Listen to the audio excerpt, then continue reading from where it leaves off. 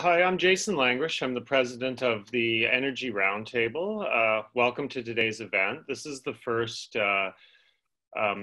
virtual event that we're hosting on issues that are particularly important to the Canadian energy sector. So we'll be hosting a series of events over the course of the next at least 6 months. I mean, obviously it'll be dependent on how long virtual events are the medium for doing these types of things. Obviously, it's a pretty challenging time for everybody. It's no more challenging than in the power and utilities sector. So I'm very pleased with the group of speakers we have today that are going to be sharing their views on the impact that COVID-19, the pandemic, has had on the power and utilities sector in Canada. I'd like to thank the Canadian Union of Skilled Workers and Gowling WLG for their support for today's event. In particular, Thomas Timmins, who's the chair or the head of the Canadian Energy Sector Group at Gowling, who will be chairing today's discussion. Prior to that, though, I'm going to turn it over to John Webb at the Canadian Union of Skilled Workers to say a few brief welcome remarks. And with that, I hope you enjoy today's discussion and find it very informative. So over to you, John. Thank you, Jason. Good morning, everyone, and thank you for joining. As Jason indicated, I'm the incoming president of the Canadian Union of Skilled Workers. The Canadian Union of Skilled Workers is proud to be one of the sponsors of today's event. We have participated in a number of the Toronto, Calgary, and London Energy Roundtables, and we've always come away with a better understanding of what is impacting the energy sector and how best to prepare ourselves for the future. And today's topic is one of the most impactful events we have experienced in our lifetime. Our members, primarily made up of apprentices, tradespersons, and field supervisors, are currently engaged in some of the largest infrastructure projects underway in Canada, including the Bruce Power major component replacement, Ontario Power Generation's Darlington refurbishment, the Next Bridge East-West High transmission line project, the Wate Power project, and several Hydro One transmission projects. Our recent experience on projects big and small has been mainly positive because of the relationship our members have with our employer partners. Regular communications at all levels and a joint presence in the workplace has really made a huge difference. Yes, it has been challenging. Many of our members stayed home during the early days of the pandemic, and some are still waiting to return.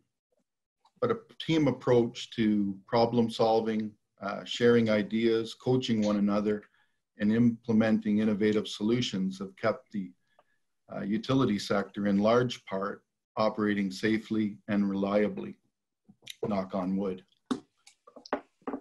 There is still so much to take in and think about, not only the impact on our co-workers, our workplace, and our immediate families, but we also need to keep the communities we travel through and live in temporarily included in our plans to ensure we're not inadvertently spreading the virus.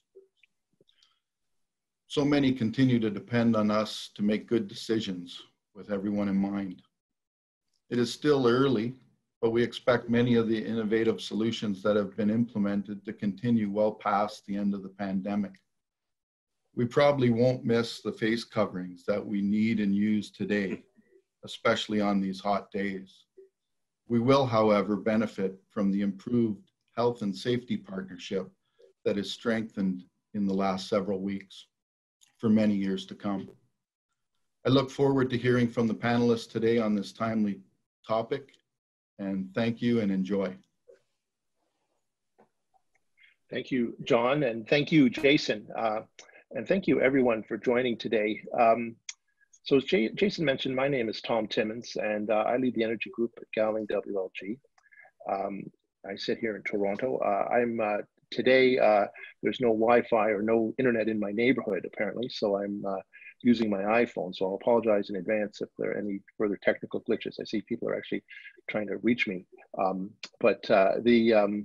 guess that shows the importance of having redundant backup systems. So just before we turn to our panelists, I want to give a little bit of context in terms of where we've been over the past few months. And I think sometimes as we live our lives, we often kind of fail to look back, and we forget sometimes kind of what we've been through. We've been through a lot. Canada saw its first case of COVID-19 on January 23rd, when a gentleman admitted himself to Sunnybrook Health Sciences Centre here in Toronto after traveling abroad. The second case was on January 27th, when the man's wife actually admitted herself. And what's key there is that she was in good condition and actually asymptomatic. By early February 7th, CFB Trenton had been converted into a quarantine center for Canadians being repatriated from abroad. Shortly after that, in early March, the Bank of Canada lowered its rates 3 times. And what I think was really kind of the seminal event for many Canadians and many North Americans, it was March 11th, and really that was the week when I think this hit home for many people. March 11th, the NBA, the National Basketball Association, canceled the rest of its season. And I think that really brought things home. That was also the week that President Donald Trump suspended travel from Europe into the United States. And that, of course, was March break time. And shortly after that, the government of Ontario announced that publicly funded schools would be closed, not until September, but only for a couple of weeks.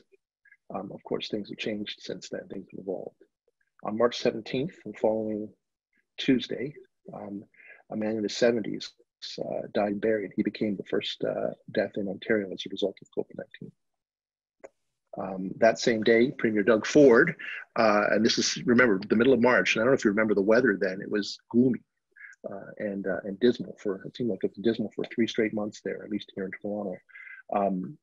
But on that day, Premier Doug Ford declared the province-wide emergency that we're continuing to live under, banning public gatherings of over 50, that of course was later changed to 5, and closing cinemas, libraries, theaters, private schools, daycares, and changing the operations of bars and restaurants. A few days later, on March 24th, Ontario suspended time of use electricity pricing because everyone was at home.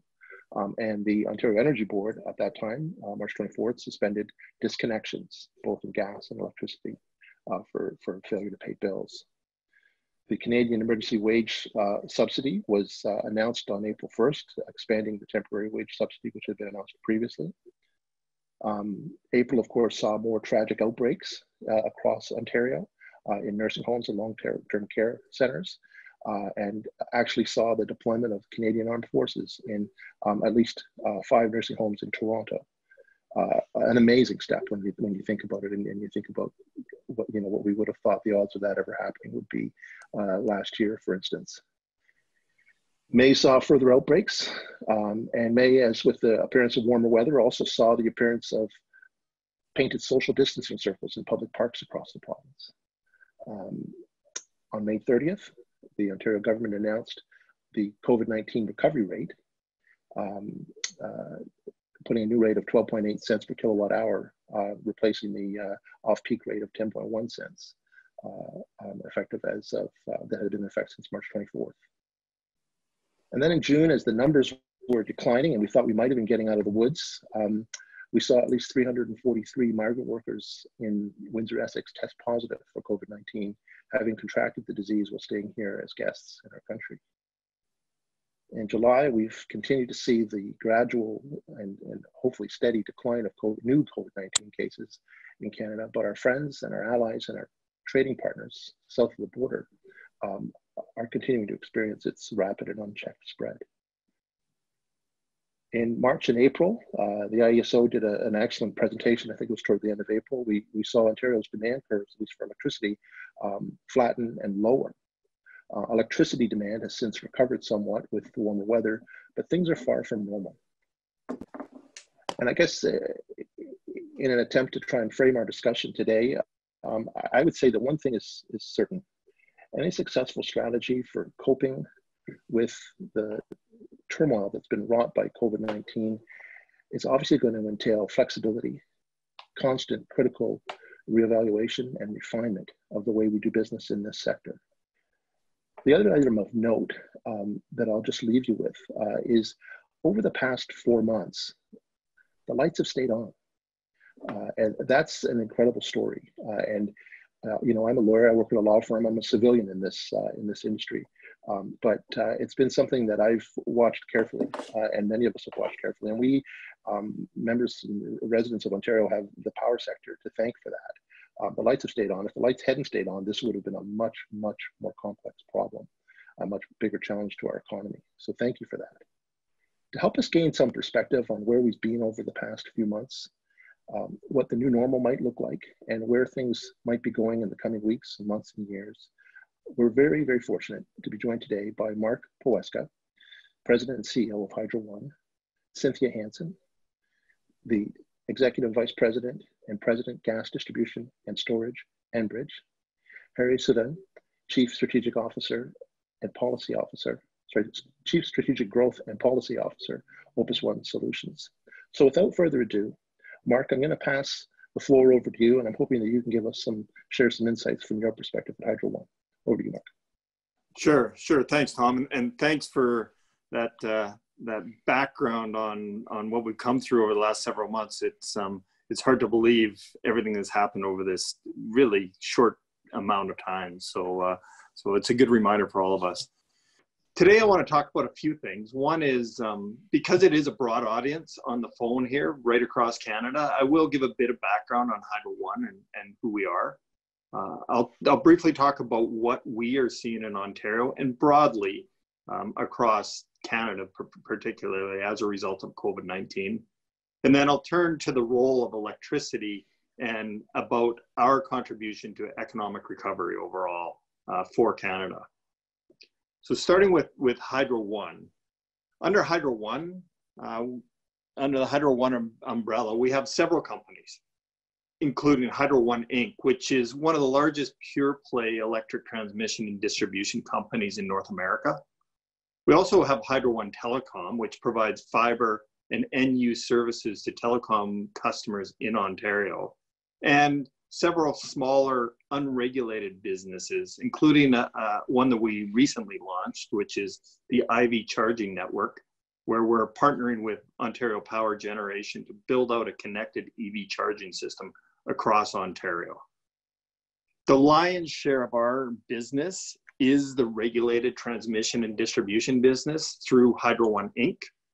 And through that business, we operate 98% of Ontario's transmission grid, providing power to 42 local distribution companies, with Toronto Hydro being our biggest single customer. We also serve 80 directly connected industrial customers from our transmission grid. So to put this into perspective, through this business, through the transmission business, we serve 40% of the Canadian population, and we energize the businesses that produce 40% of the Canadian GDP. We also have a local distribution business, which is the largest in Ontario, and through that, we serve about 1.4 million residential and business customers directly. We also serve 88 Indigenous communities and have transmission assets on 23 First Nations reserves. So we are the company, particularly in Ontario, that is delivering the power from the source to businesses and homes that really drives the Ontario economy. We're a company that's really redefining itself and contributing to sustainable growth, which is focused on supporting Ontarians through the pandemic and into really this next period, which is a period of economic recovery for Ontario and for Canada and for the world overall. Similar to other companies and other jurisdictions across the world, we're seeing impacts on our business as a result of COVID-19. Tom, you talked about the impacts of load. We are seeing interesting things happening with load in Ontario. There is an overall reduction in the consumption of energy or of electricity in the province of about 8 to 10%. And there's a shift in the load from the commercial and industrials over to residential as we have more people who are at home and working from home. On the other hand, we're seeing higher peaks than we expected. Even exceeding the forecast we had before COVID hit, the peaks we're seeing today are exceeding that.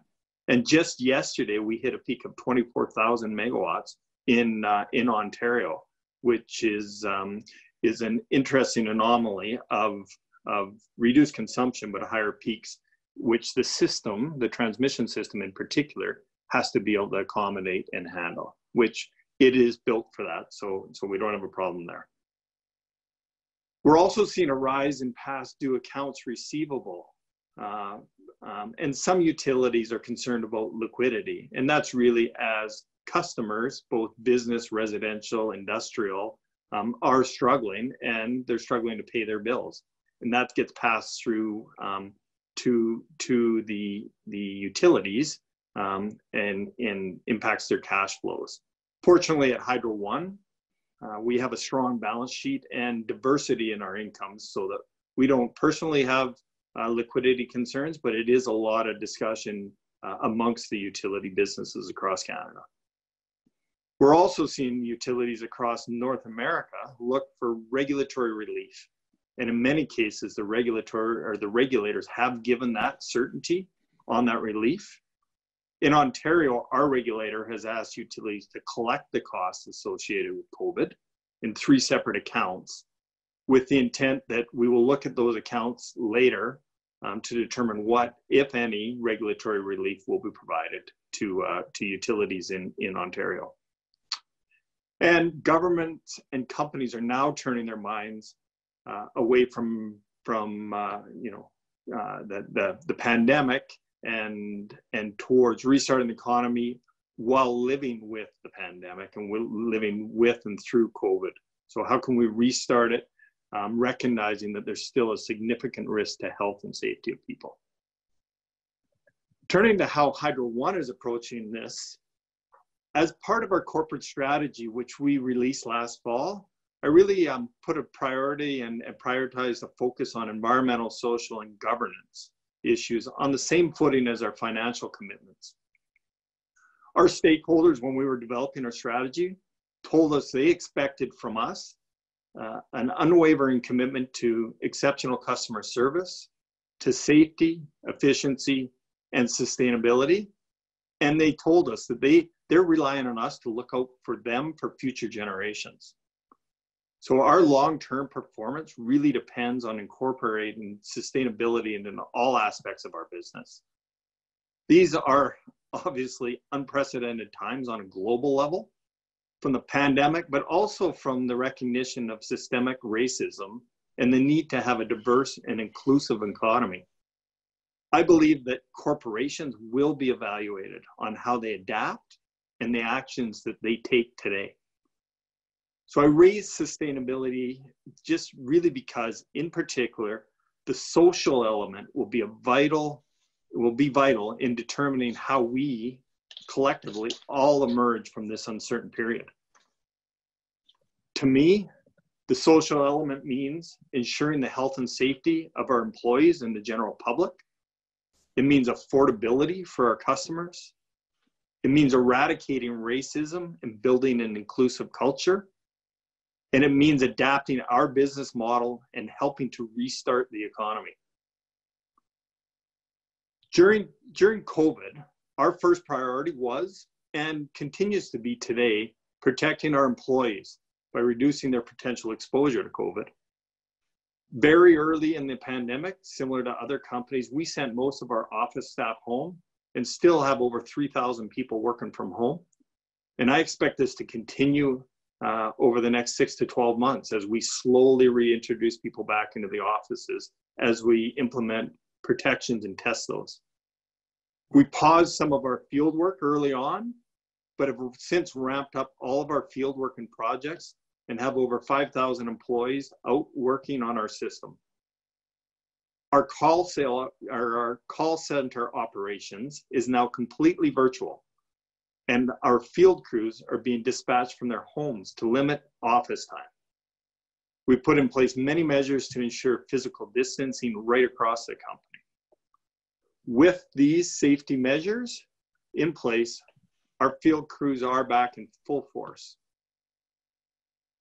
With more customers at home, it's critical that we restore power as quickly and safely as possible. And as you pointed out, Tom, the electricity industry across Ontario and Canada has really done a great job of ensuring that the lights have stayed on through this. But with more customers at home and out of work, affordability becomes a big concern for us and for governments. And that's really why we launched the Pandemic Relief Program to support our customers. And we're providing payment flexibility and financial assistance to those who need it most. We've also directed our charitable contributions to help the most vulnerable in our society. In our initial response to the pandemic, we were focused on keeping the lights on. Now we've really shifted to looking at the role we play in helping to restart the economy.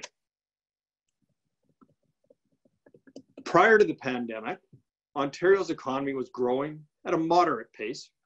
Ontario's diverse economic base includes manufacturing, mining, and agri-food sectors, all of which are heavily dependent on electricity. As many of you know, the economic fallout as a result of COVID is predicted to be significantly worse than this 2007 and 8 financial crisis. And we expect that this will spur unprecedented government activity and economic stimulus. And I believe that a safe, strong, reliable transmission system is fundamental to supporting economic growth, local jobs, and fast-growing industries throughout the province. And I want to talk about two of those projects in development here in Ontario, and really just as examples of how the electricity sector can help with economic recovery. One of these examples is responding to fast-growing sector, being agriculture, and the other is about unlocking regional economic development. So the first one, Hydro One, is supporting expansion of the greenhouse industry through the development of new transmission infrastructure to Western Ontario. This investment will really allow more than 40 new greenhouse businesses to start up and grow. Ontario is becoming one of the largest vegetable growing regions in North America. And this is really because of the close proximity to large markets like Toronto, New York, Chicago, and Boston, which are all within 2 days trucking from Southwest Ontario, and the desire of the market for fresh vegetables, which are picked within a couple days of when they hit the shelves.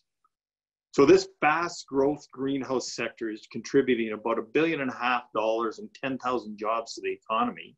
And it's through the infrastructure that we're investing in that facilitates this sector by providing the power when and where it's needed.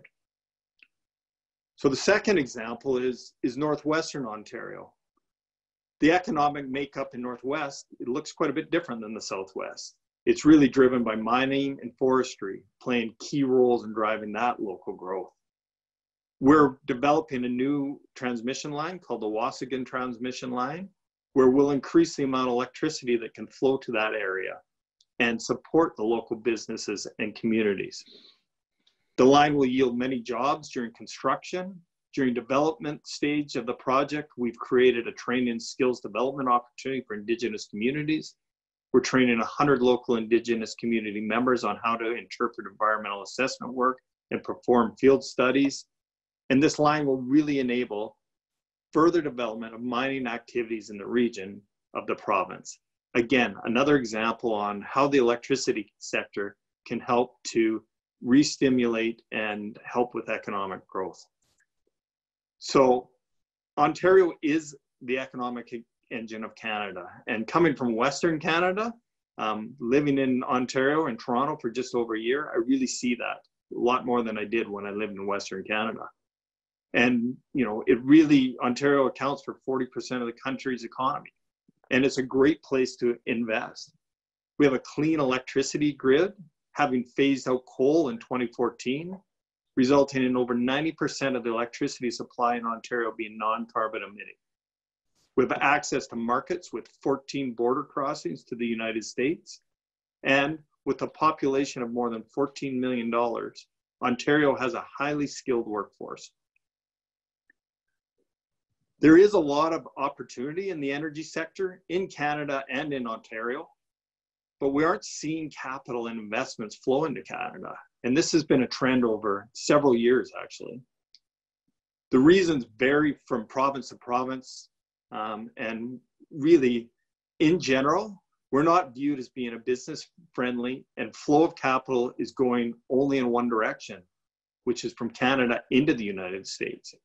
COVID may have had a short-term impact on that, but the long-term trend is that that's the way capital has been flowing. Particularly to the energy sector, while regulatory models in both countries are similar, the returns are lower in Canada, and the debt-to-equity ratio in most is more favorable in the US. Canadian businesses are buying American businesses and not the other way around. So we have to be mindful as a sector and as a country over the longer term effects. The loss of regional economic growth potential, the lower organic growth of Canadian utilities, lower valuation, a reduced pace of innovation, and ultimately Canada continuing to fall behind other developing nations. This issue was apparent, as I said, prior to the pandemic, but now with the need to grow Canada's economy, the need to keep investment dollars in Canada is even more pressing. That's why it's incumbent on us in the industry to come together and advocate for change to dated regulations that really suppress innovation and investment. I spoke about sustainability at the beginning of my remarks, and it's an equally important part of this conversation. Investors are considering sustainability more and more in their decision-making, and businesses are looking to grow and expand in areas that have access to clean energy and show a strong commitment to social issues. We play an important role in helping the federal government meet Canada's climate objectives to be net zero by 2050, and doing our collective part in addressing a broad spectrum of social issues. The government is committed to efforts to increase clean electricity and accelerate the electrification of transportation. High voltage transmission infrastructure is a means to help the federal government to meet these climate goals. So look into the future. The electricity sector, I believe, plays a critical role in this economic development, powering communities, enabling regional economic development, and can be a catalyst to the economic recovery. We must look to the future to make responsible investments now to drive local economies and support growing industries. Millions of Ontarians, businesses, and the economy itself depend on the reliability of the electricity assets.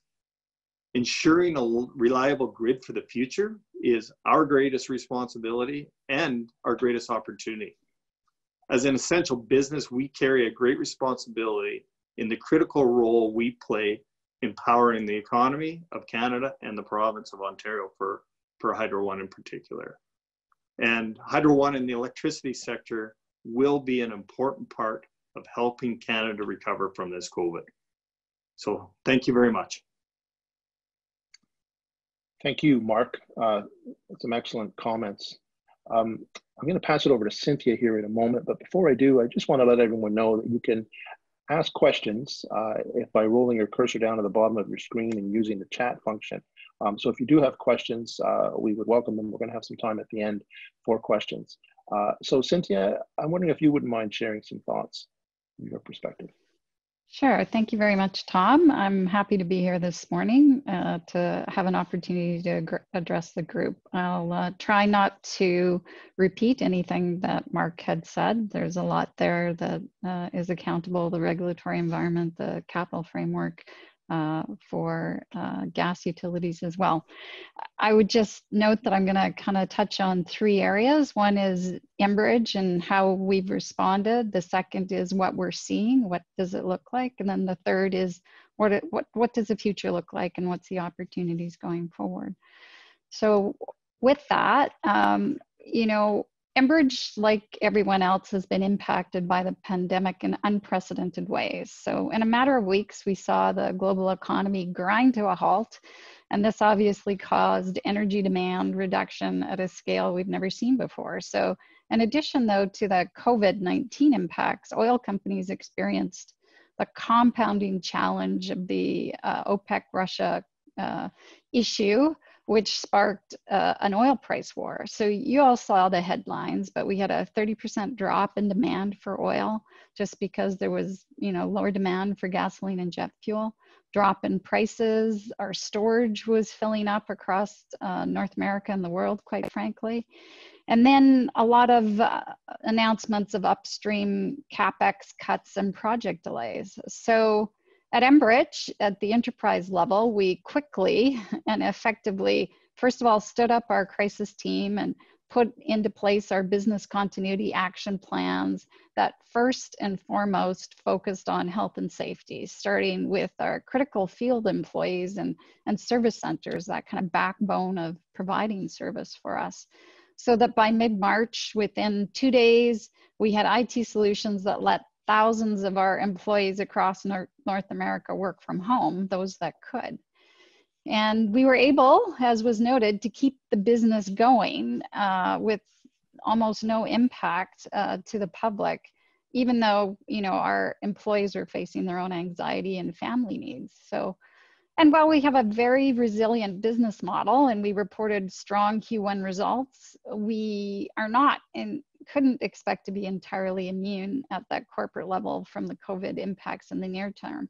So we're starting to see some positive economic signs of recovery, but I don't know about you, I'm not so good at that crystal ball gazing, looking into the future these days with so many different impacts. So we've taken some actions at the corporate level to bolster our actions in face of that uncertainty. So we focused on our 3 cornerstones. First of all, as I mentioned, the health and safety of our people and the reliability of our systems.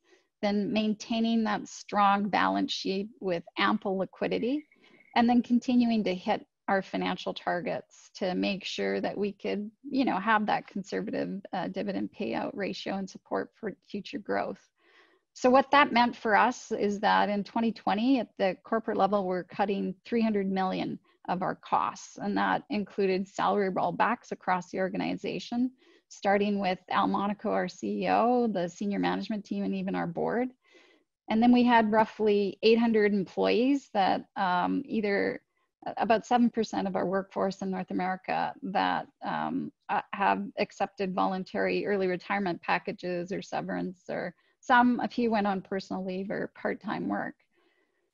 The other thing, of course, that we did was bolster our liquidity. So we added an excess of $10 billion to provide that buffer right at the beginning in case our capital market access shut down. And even as part of that, EGI, the utility, issued over $1 billion in debt very early on in that process. So we do see that we continue to have those access to capital markets. So, and we can manage through our liquidity.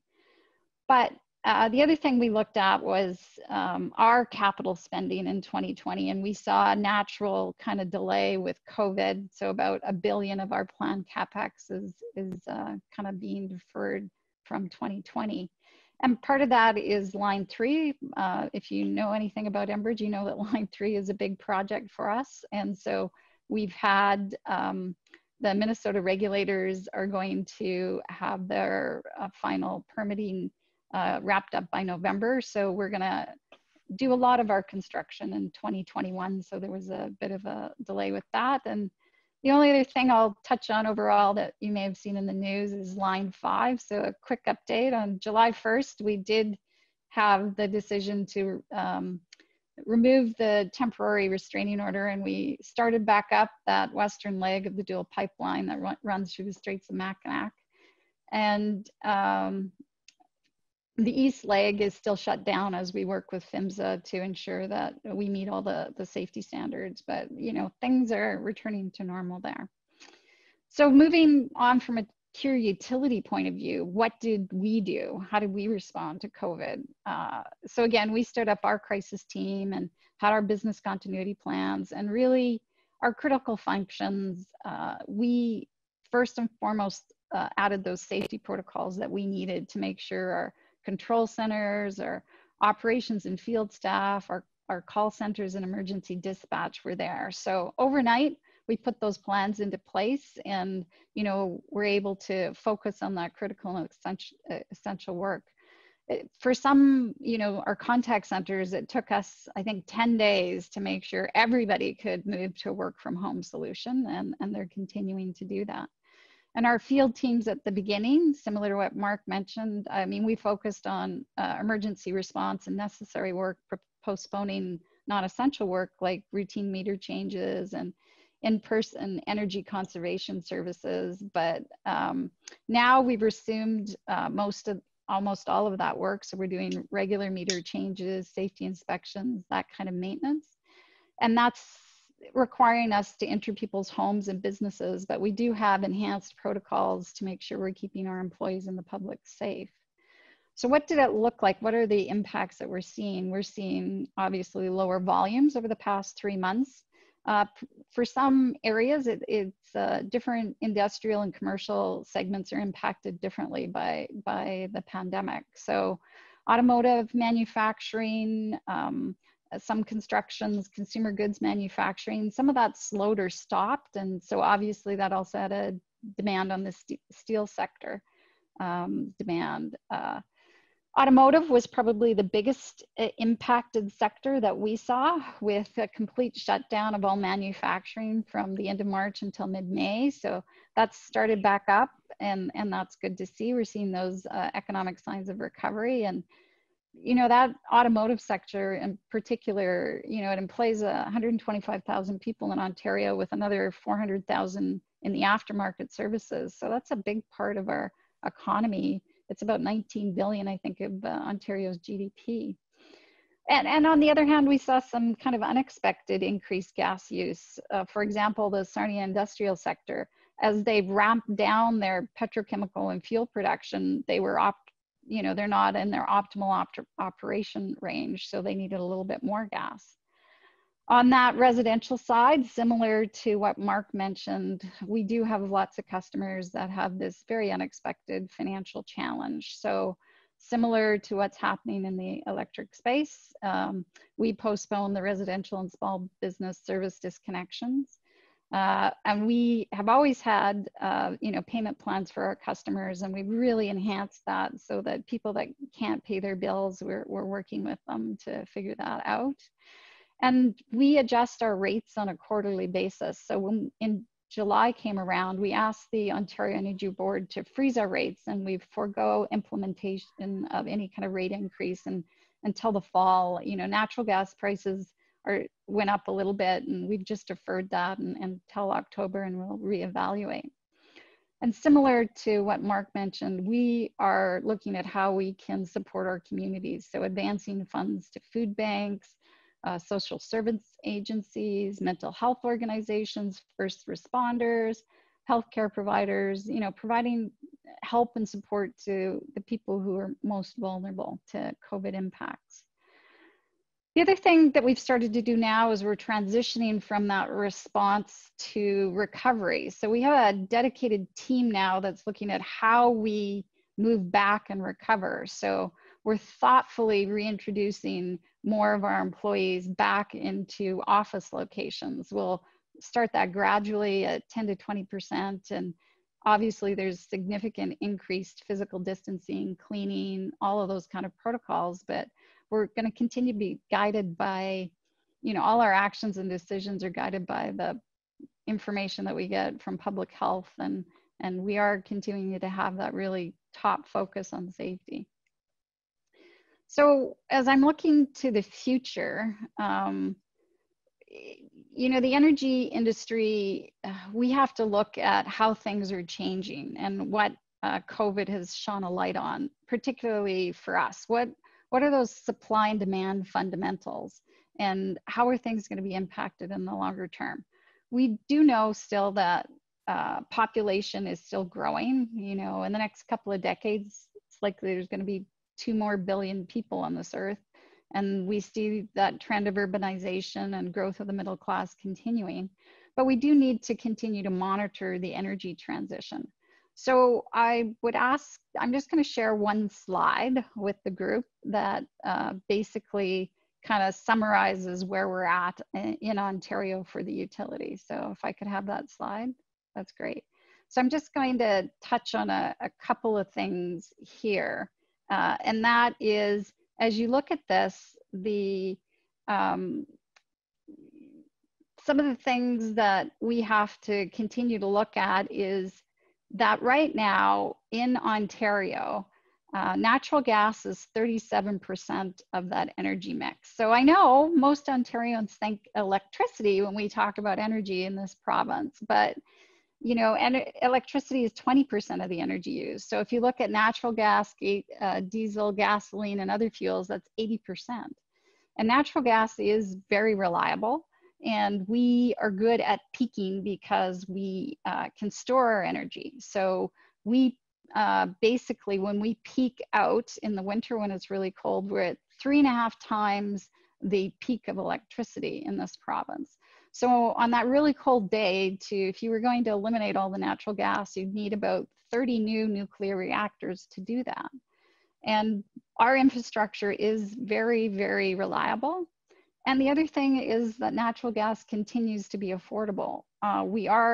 Natural gas is the cleanest of the fossil fuels, and we do need to look at how we look at that path going forward. That cost of natural gas, really dropped with large shale gas discoveries in Marcellus and Utica. But there is even now, 300 years of proven reserves. So that will still be something that we need to look forward. So thanks for sharing the graph. I just wanted to highlight a couple of those things, and it just puts into perspective that we're not going to easily transition. So what we need to do is look at how we're going to transition with that energy. And the pandemic does have an opportunity to focus on that, but it's going to take careful planning and some time to get through that transition. And I think that this energy industry as it exists today needs to be part of that lower carbon energy solution. When I talk to Mark and others in the LDC community in Ontario, there is that recognition that we have to work together to make sure that we don't interrupt services. We kept the lights on, but we need to keep the lights on, continue to heat homes, power our hospitals. And for us to continue to fight the pandemic, we're going to need energy. So that's the energy to manufacture PPE, test kits, ventilators, respirators, and still basically run our economy. So there is this huge opportunity, and this is my third point. This energy industry needs to participate fully in the recovery. So Canada's energy sector, as Mark mentioned, is really critical. We are, the backbone to the economic growth. And as we look at our existing investment in the energy infrastructure, we need to look at how we can best utilize that to stimulate the economy and get people working and create that path for the lower carbon future. Ontario, basically the energy sector contributes about almost 22 billion annually. And in Ontario, we employ 43,000 people. And Enbridge alone invested about $2.5 billion in 2019 into Ontario. And we have 4,500 people in Ontario. So, there's some great projects that we've done in the past, like Enbridge's Chatham-Kent Rural Pipeline Project invested $19 million. And that unlocked about $260 million of economic development and created the potential for 1,400 jobs. And as we look at the natural gas expansion program, that again provides an opportunity to attract more private investments and deliver shovel-ready projects, and potentially, the opportunity to reduce home heating bills by up to 50%. We've recently undertaken an expression of interest in Ontario to see if we can recreate that CK model, the Chatham-Kent model, in multiple regions. And there's an opportunity with that to create another 14,000 jobs and generate almost $2 billion in private investment. So there's significant advancements that are being made in the Made in Ontario innovation space, and Enbridge participates in a lot of those things. You know, we've been supporting renewable natural gas, we've been supporting hydrogen, we're looking at integrated energy solutions so that customers can improve their energy reliability. So we're working with Electra, City of Markham on Powerhouse. We work with Interstore and Toronto Hydro on the Powerwall pilot project. There's a lot of innovation, and so there's a critical role that the energy sector can play. And I would just note on closing that we have this platform. So in Ontario, Enbridge Gas Inc.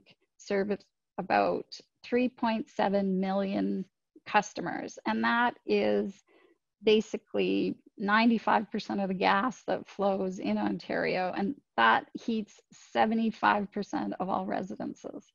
So with that platform, we can help working in collaboration with others in the energy sector to really make a difference in the post-COVID world. So with that, thank you for that opportunity to provide those remarks, and I'll hand it back to you, Tom. Thank you, Cynthia. Excellent remarks, and thank you for setting the record straight in relation to overall energy consumption in the province. As we received a few questions already, and as probably most of you figured out, you need to roll your cursor down to the bottom of the screen and click on the questions icon. As the chat function, I understand, is not the right place. I don't think that's actually functional right now. So please feel free to send in further questions, as we're keen to hear what people want to know about. So with that, and without further ado, I'm going to pass the floor over to Hari. Hari, maybe you could share some of your preliminary thoughts. Absolutely. I think a lot of great points have been covered by Mark and Cynthia, so I wouldn't repeat myself, but perhaps to give a little bit of a lens from SME. So Opus One Solutions is a software engineering company. We are one of the top 100 clean tech companies arising out of this country for 3 years in a row. And we are one of the small enterprises that are actually in scale-up mode, let's say post-COVID. So let me give a snapshot of what we do as we relate with utilities who are our main customers, whether it be Hydro One. We have yet to work with Cynthia, but I'm sure we're going to find something soon enough, at least through our store, we're connected there. We're leaders in operational planning software and leaders in market development, where we work with utilities on business model evolution through multiple platforms that are either enterprise or point-to-point. At the end of the day, we are a company that focuses on, let's say, the 5 Ds, digitization, decentralization, decarbonization. We don't really focus much on deregulation. It's just not a great term these days. And then about democratization, but particular focus on 3 out of the 5 Ds. Given COVID, what we have seen an uptake on is on the digitization aspect of it. I think COVID has kind of pushed the entire world. Obviously, this conference is one such thing, but in terms of how does utilities and customers become more digitized, the platforms, whether it be for planning and for operations. So we've seen a definite uptake on that. And then, literally we are part of the clean tech and tech ecosystem in the country. So I'd kind of talk about what it means for us currently, but also what it means for the road to recovery.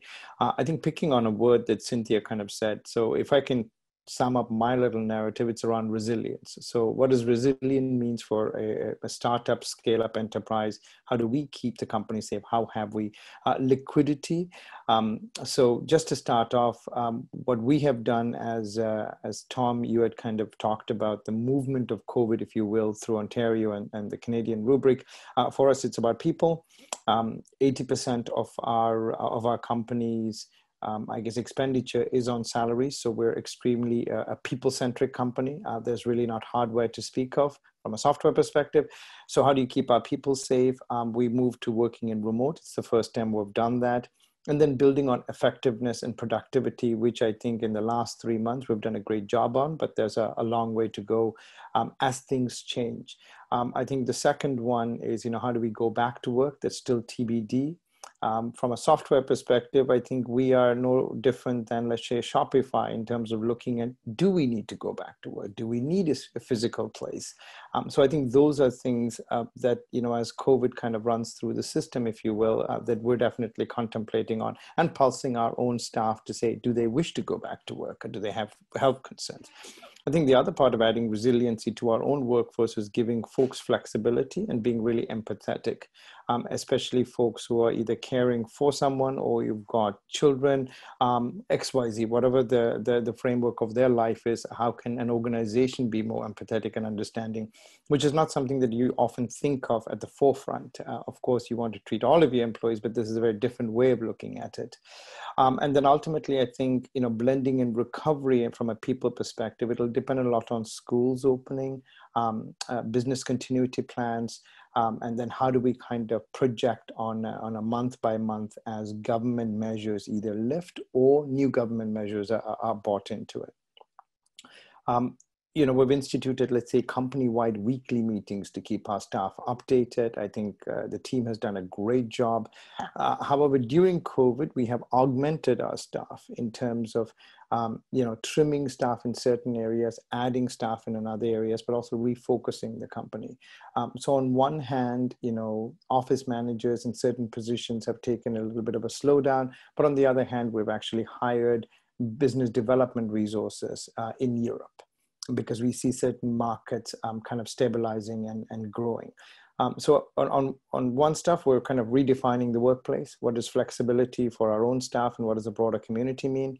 And dovetailing into customers. So we as a software company have to really grapple with how do you deliver remotely in a utility space where majority of the utilities like things on premise, which is they like it on their software, on their computers. A lot more human interactions is required for cybersecurity or other reasons.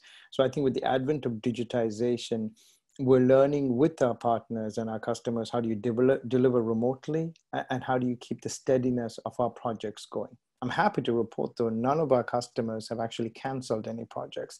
There have been delays due to COVID because of whether it be batteries or people on site that due to different government regulations couldn't get there, but no cancellation, which is also, I think, a true testament to all the utilities, whether it be gas or electrical, and their focus on decision-making on innovation and sticking through COVID, which helps companies like ours, but also we now drive to help them add value during these times. So we've seen some delays, but no cancellations. Increasing more of our scale up internationally through COVID. Our biggest learning is that the world is moving into a multimodal speed. No different from our own federation. Alberta is ready to go, Manitoba is ready to go, Ontario is still looking at phase 3, or particularly GTA is looking at phase 3. So even inter-provinces where staff can move around and serve a customer. And I think that's our next resiliency, adaptability exercise as a company with our partners. So we've done a fantastic job of actually driving sales into the US, even though the US is going through tough times. Some states are open, some states aren't. We've also moved into the Asia market with our first deal and also moved into mainland Europe. So on one hand, we are coming to terms with how do we work with partners on existing projects globally as countries come open and as staff move around for themselves. And on the other hand, how do you also sell remotely and add value remotely from a global perspective for a company of our size? So adjusting to the multimodal speed and adapting to that change.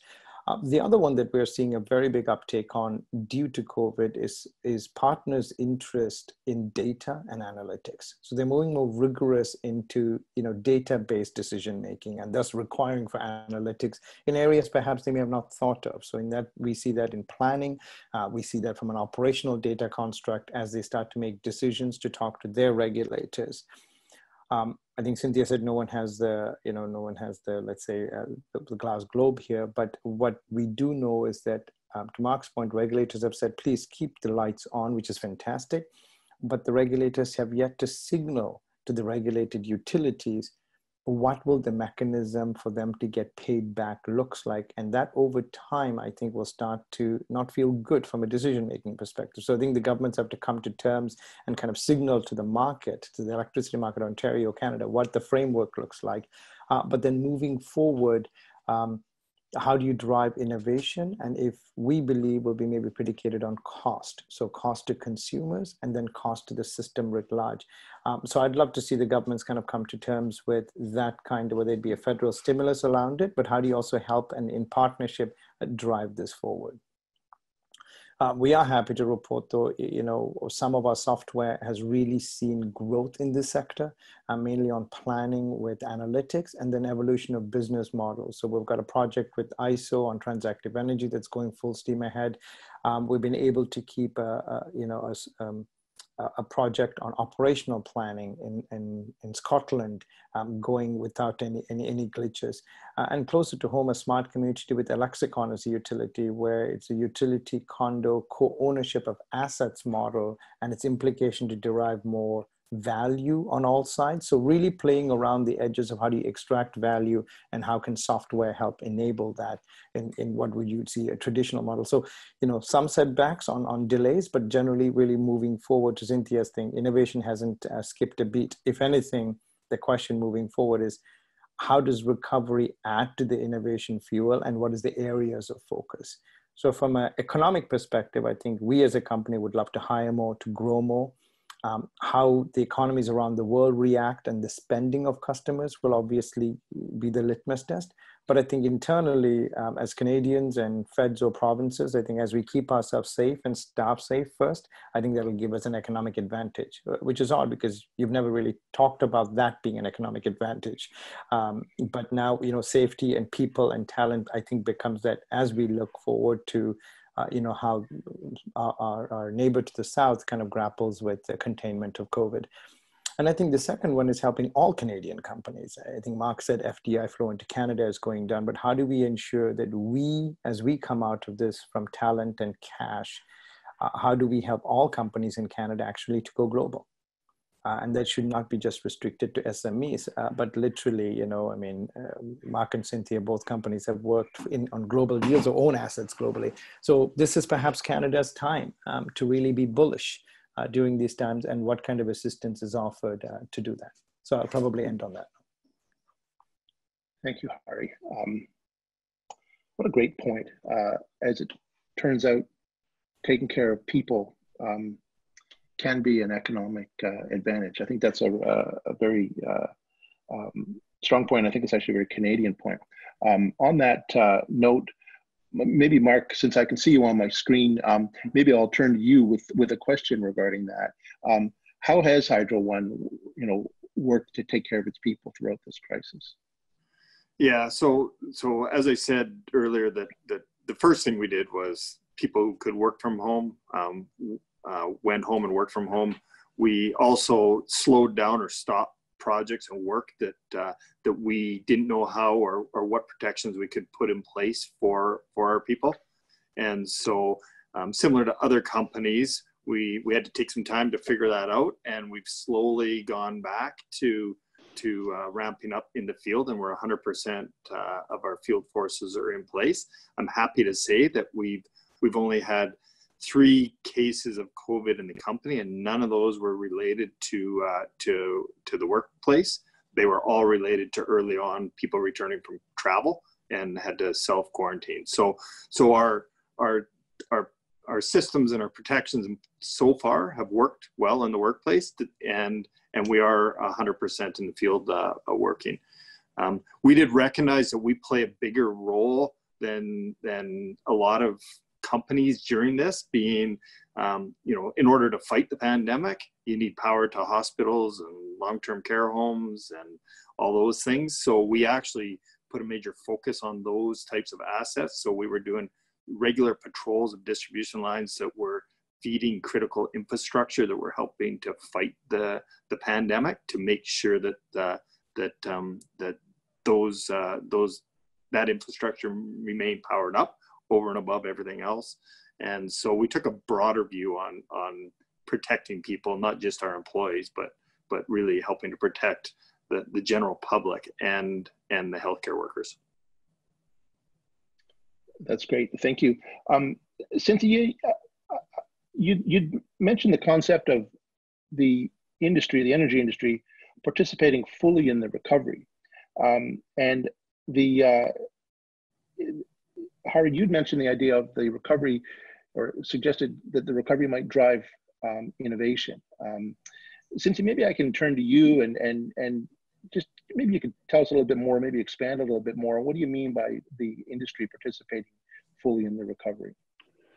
Yeah, thanks, Tom. I think all three of us have touched on this. You have an energy industry that has the knowledge and experience of building projects.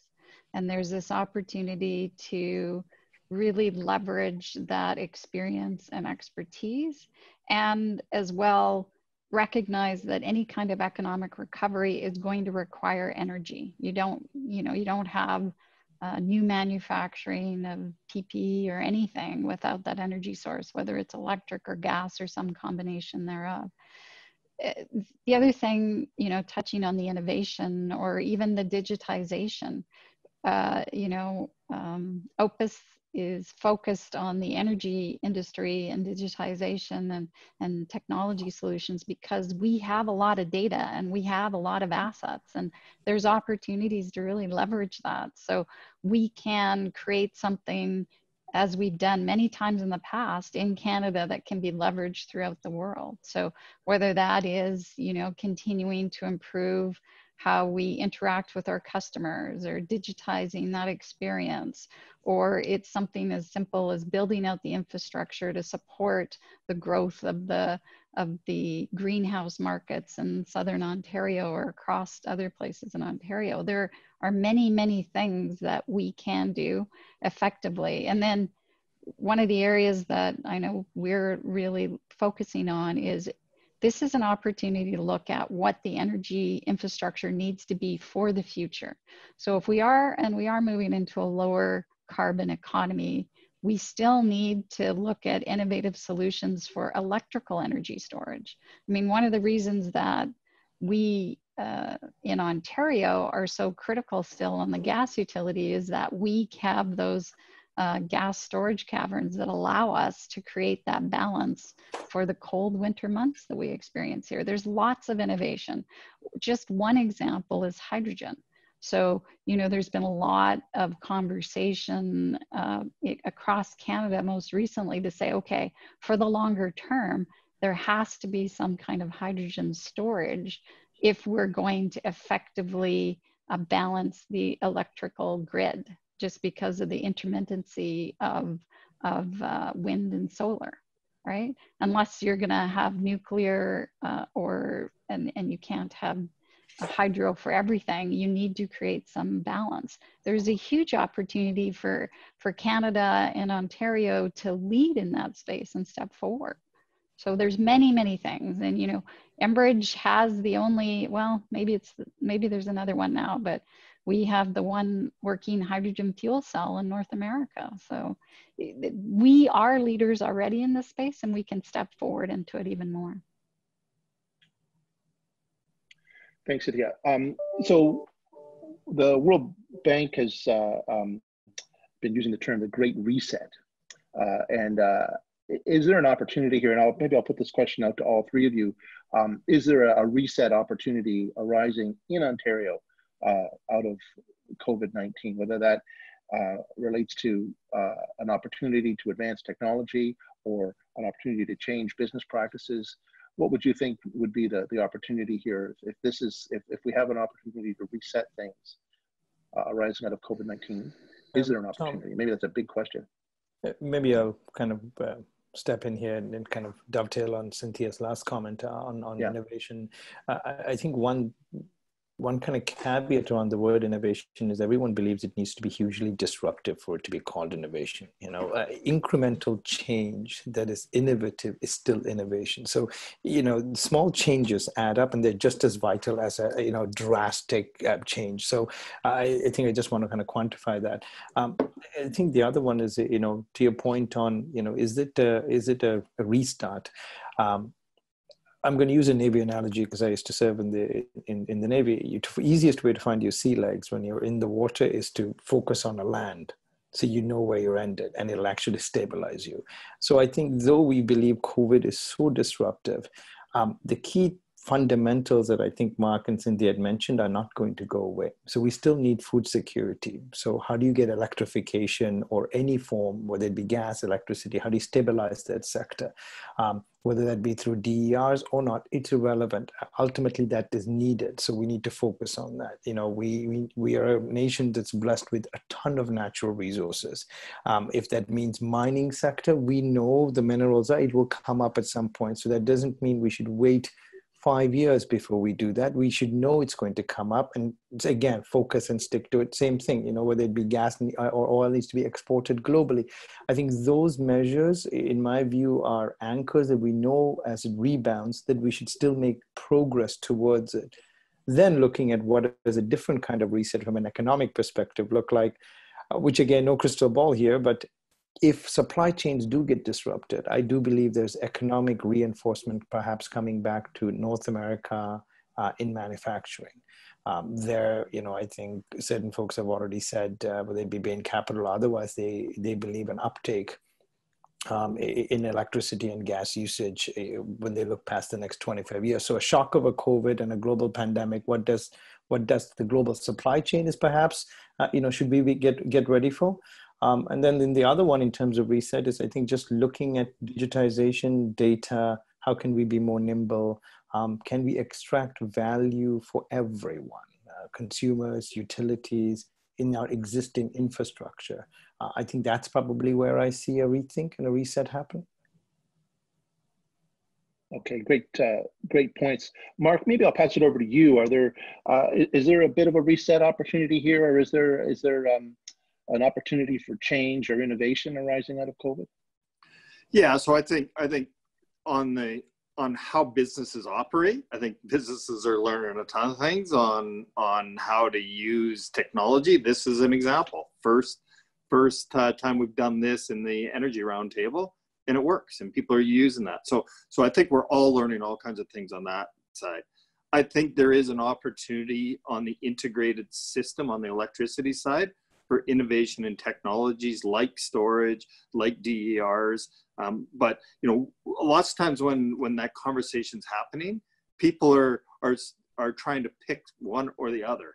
You know, and I don't think it's a trade-off. I don't think it's one or the other. I think we have to look at the role of gas, the role of storage, the role of DERs, the role of the transmission grid, the role of big central generation, and you need the right mix, and the right mix is different in every jurisdiction across North America. So what works in California will not work here. What worked for BC will not work here. It has to be for your specific mix, your specific industries, your specific makeup of energy in your system. But I think they all have a role, and I think there is a big place for innovation and technology in the energy sector overall. Okay. Keeping on that theme, is there an opportunity for government here?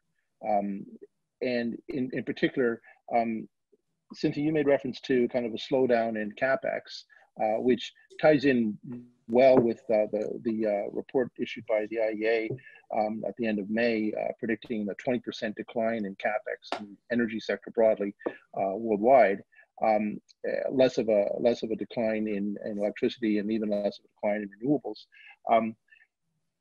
Is there a potential? I mean, a slowdown of investment is going to be very expensive at this time, and it's going to cost us even more 3, 4, 5 years from now. Is there an opportunity here for government leadership to keep the wheels turning, particularly given the backbone that the electricity and broader energy sector forms for the economy? Any thoughts on that, Cynthia, Mark, Hari? Yeah, I can start and build on some of the comments that have been previously made. I think there is an opportunity for the government to take the time now to look at what that future needs to look like and how do we get there, right? So we've been in, our governments and businesses have been in that immediate response mode. And we're just starting to now talk about, well, what does the future bring? One of the, just on a reset, it makes, what COVID has done is make you look at what the core values are and what you need to focus on, like we talked about safety and how you progress forward and what is running the economy. So government has a really critical role to play in creating that cohesive framework that allows us to move forward.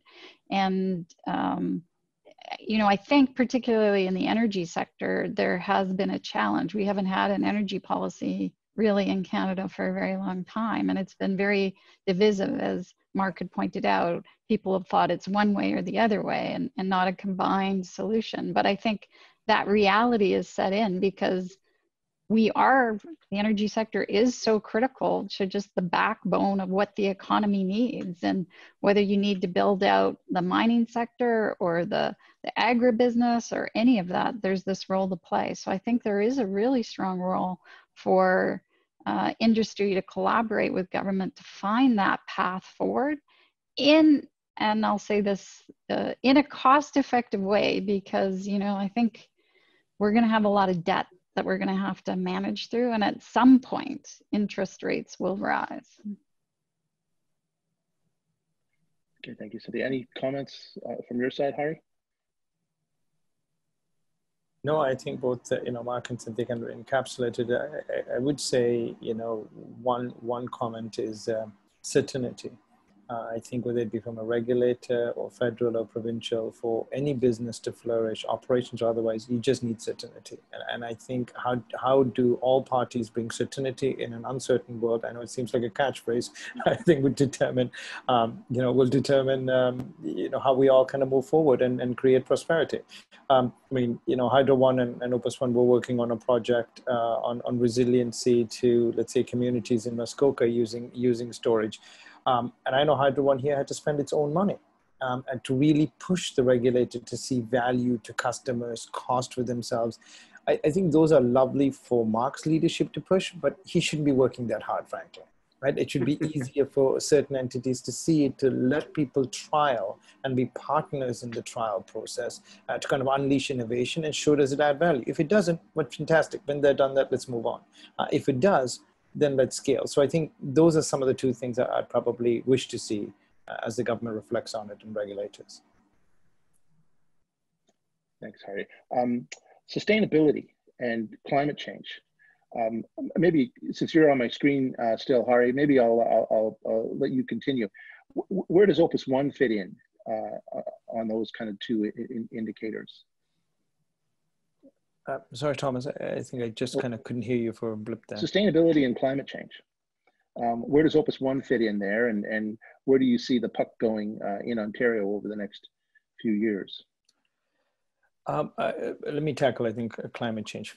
It's a bad word, tackle climate change. But let me speak about If you would, that would be great. Yeah, that would be great, yes. Then I think I'd have a Swedish friend named after Thunberg, but nonetheless. I think, we're all kind of partners in kind of bringing down the change of climate. But frankly, there are certain things, as I said, cardinally, it's not going to change. The countries that have signed on to the Paris Accord will probably move forward. If anything, I think the planet is better off due to COVID from emissions perspective. That obviously is because of an economic decline. So I think as it comes up, electrification of transportation in Ontario or Canada, and then moving to different fuel resources, whether it be renewable natural gas, whether it be combination, I think as Cynthia mentioned, of different technology constructs meshing together. From an emissions and effect standpoint on climate, I think will accelerate. Even in the US, I think a lot of media doesn't cover it, but there's about close to 20 states, even before COVID and during COVID, have come out with targets on emissions. So I think around the globe, the chain reaction has started, and I think we're all kind of part of it. Here, obviously in Canada, the federal government is kind of leading the change in what it wishes to do. I think the key would be how does the feds and other regulators see us as partners in helping be an agent of change. Sustainability, I think it's such a broad word. I would say that I think every company has to look at sustainability internally, to Mark's point, whether it be people, to our own recycling programs, all the way to broadly our solutions and our impact and then how do we help build a sustainable world? And from our side, some would say software is an easier way to do that, because as long as the software works, then we kind of help our partners bring a sustainable world forward. Thanks, Hari. Mark, any thoughts on that? Where does Hydro One fit in?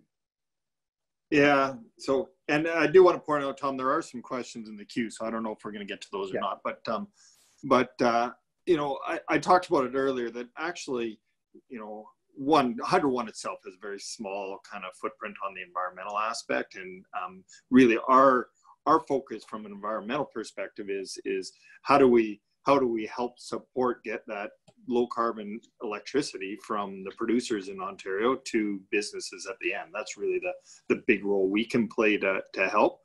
I think that that climate change has the impact aspect for us as well. So weather pattern changes, you know, bigger storms, tornadoes, you know, you see the fires in Ontario or in California, and can that happen here? You know, so we're really looking at how do we harden our grid and get our system prepared for climate change. I'd say that globally, actually, Canada, I think, has been a leader through COVID, where a lot of countries have kind of stepped away from their commitments around the environment and climate during COVID, where Canada is actually looking for how do we continue to focus on that, and how do we do green investments to get our way out of COVID. So I think that the Canadian approach, typical Canadian approach, is really you know, a long-term values-based one on that. So it is interesting to see that. Great. Mark, since I have you, and there is one question, and this ties back to Hari's point regarding government policy certainty. The recent changes to the ICI, the Industrial Conservation Initiative. Any thoughts on that from Hydro One's perspective? There's a kind of a nascent industry in Ontario, the energy storage industry, which adjacent to that industry, of course, is the industry that's focused on peak prediction and kind of the data aspects of that. Any thoughts on the changes to ICI and where that might be going? Yeah, it's a good question. And for the broad audience that don't know what the ICI, it's the Industrial Conservation Initiative, which is really a program looking at trying to shave the peaks of the consumption in the province by industry ramping down during those peaks, essentially. And so the province has frozen that program. I think there are a lot of companies who have invested in that program, and I think there's a lot of you know, ecosystem built up around that program, that there's a lot of businesses that depend on that program. So the basic premise, from what I understand, why the government has decided to freeze it, is that the programs that targeted at reducing the need for new capacity. And the fact that we're long on capacity and energy in the province, it seemed counter to be incenting people to use less at a time when you're long and yet you have more. And so I think the premise around it is that you know, if you take the program away, that industry will actually ramp up and increase jobs and increase the economic output, because they're not incented to ramp their operations down to avoid these peaks. So that's my understanding of the basic premise. I think it has created some winners and some losers in this, and you know, that is something that you know, I talked about. We have 80 directly connected industrial customers, and a lot of them are on that program. So we need to work with those customers and with government on how do we ensure that that those businesses aren't negatively impacted by this change. So it's a tough one for the sector, because you know, it shifts costs around to different customers in Ontario. And so you know, I think it is one of the programs that has been controversial over time, and the government's looking at that. That's great. Hari, I don't know if you had any thoughts on that, or whether that's something that you're watching as well. Oh, I think Mark's answered it after that. Okay. One of the other questions that I've seen in the list is some questions regarding kind of, and more for Mark and for Cynthia, how big has been the impact of the loss of revenue or the slowdown of revenue?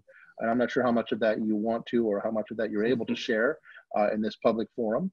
But I thought it was a good question. How significant is that? And where do you think that's going? Yeah, maybe I'll start, Cynthia, if you don't mind. And you're right, my disclosure police will be on me if I go too far. But what I would say is generally, we were expecting a significant increase in accounts receivable turning into bad debts that people couldn't pay. I think what we've experienced is something quite a bit less than what we were expecting. But I would also say it's early days, that the CERB's still in place. There's still a bunch of government support programs in place, which are enabling businesses and residents to pay those bills. I think the real proof will be when some of those support programs start to fall off, and whether people have the income or the ability to pay their bills. But to date, I would, my general statement is it hasn't been as big as we expected. Cynthia, any thoughts? Yeah, so I would say from the gas utility point of view, we have seen an increase, obviously, in the aging of our receivables as some people are not able to pay. I think similar to what Mark has said, it's really, I think we have to wait and see how long it's going to go on. Our big heating season is, kicks off in the winter. So I think we're being very cautious about what we see until that actually happens. We're starting to do some more detailed analytics on our aging accounts, and we're tracking them, obviously, and we'll report them through those regulatory processes. And depending on what the impacts are, they could be offset by some other regulatory means. But we tend to see that there were still a number of accounts that were starting to age even before COVID. So we're having to figure out how much is actually a COVID impact and how much is not really COVID. So a lot of that work is going on. It's something that we have to keep our eye on. And as Mark said, I think it just depends on how long things are going to go on. Okay, that's great. In terms of kind of structural change in the industry, Cynthia, world energy prices have changed. Where do you see things going, and maybe from an Ontario perspective, where do you see things going in terms of kind of the overall structure of the industry in the coming years? And how permanent are some of these changes? Wow, that's not, a softball question at all. What I would say is we're just starting to see what these impacts are. We had Berkshire Hathaway purchase Dominion, and so we're starting to see movement in the ownership structures. I think that will continue. We're going to probably see a lot more changes over the next 12 months before we start to see what the trend is. There'll be, there were some things that were trending already as we look at, obviously reporting on the ESG side, how we're responding. It is, I think there was an article in the news today that it's harder and harder to build pipelines and things of that. There's going to continue to be those challenges. So I think there's more to come. What I will say is that, again, we have billions and billions of dollars invested in the energy infrastructure, and these are big companies with lots of assets.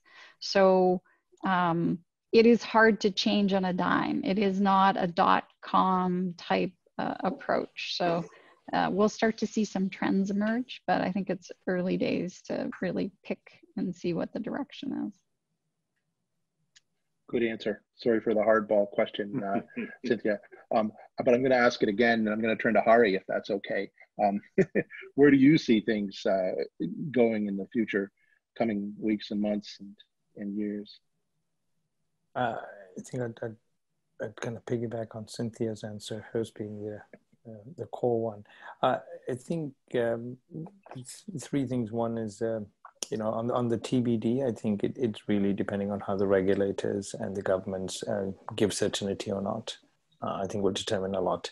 One thing, again, is as COVID moves through, depending on if industries come back head on and people are still working from home, what does the curve for demand, do you need peak, especially as you come off summer? I think those things, you know, ISO will have to probably project quite rigorously and readily on that. I think the one that I'm not sure about is customers, so end customers. What are their expectations coming out of COVID, and can all industries meet those expectations? I think to me that's one of the TBDs, if you will.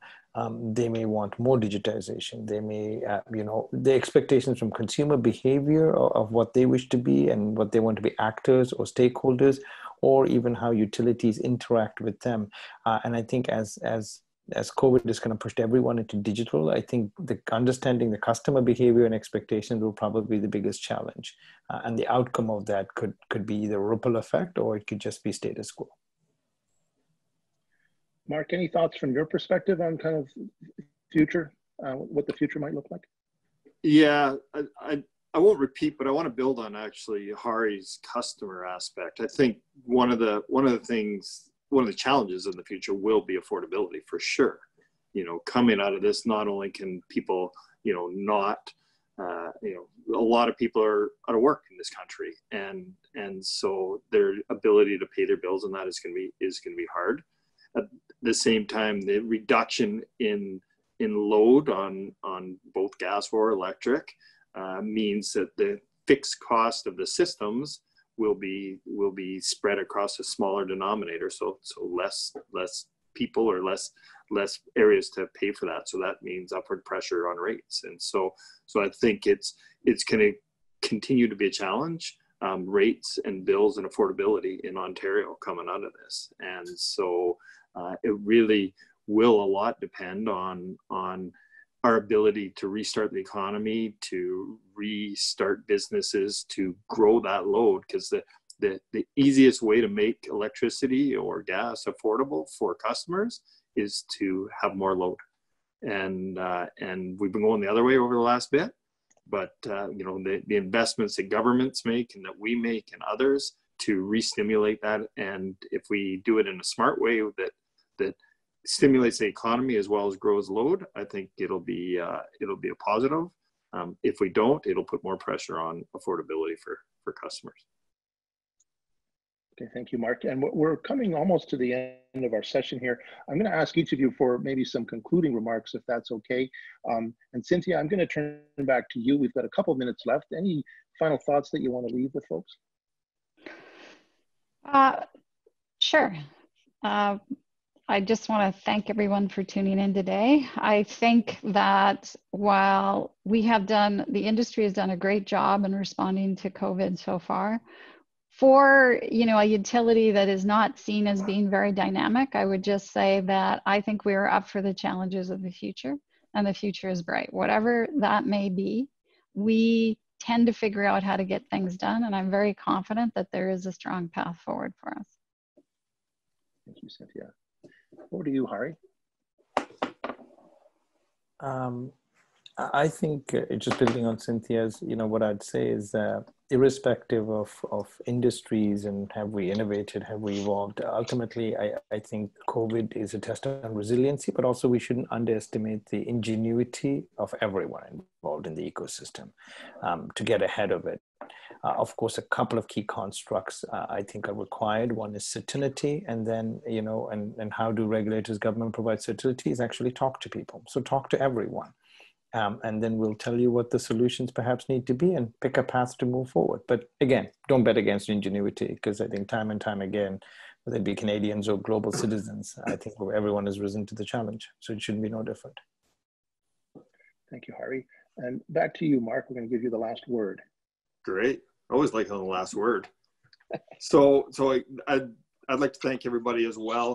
I think what you've seen today is that that the energy industry is a collaborative industry. So you know, the three panelists today have different interests and different drivers, and yet you can see that it requires us working very collaboratively together to make it a success for customers and citizens of Canada in the long run. I'd also say that utilities and energy industry takes a long view, and we are thinking about 5, 10, 15 years down the road, not just what's happening next quarter. Obviously with shareholders, we got to worry about the quarters, but our businesses are long-term businesses. And so we're thinking about the impacts of COVID in the long-term perspective of that. So again, thank you. And thank you, Thomas, for moderating, and Jason for organizing this. Thank you, Mark. And thank you, Cynthia. And thank you, Hari. And again, Jason, thank you to everyone at the Energy Roundtable for organizing this event. John, thank you for the Canadian Union of Skilled Workers for sponsoring as well. We look forward to seeing everyone perhaps in person next year. Thank you again, everyone. Cheers. Great. Bye. Thank you. Thank you. Bye-bye. Bye now.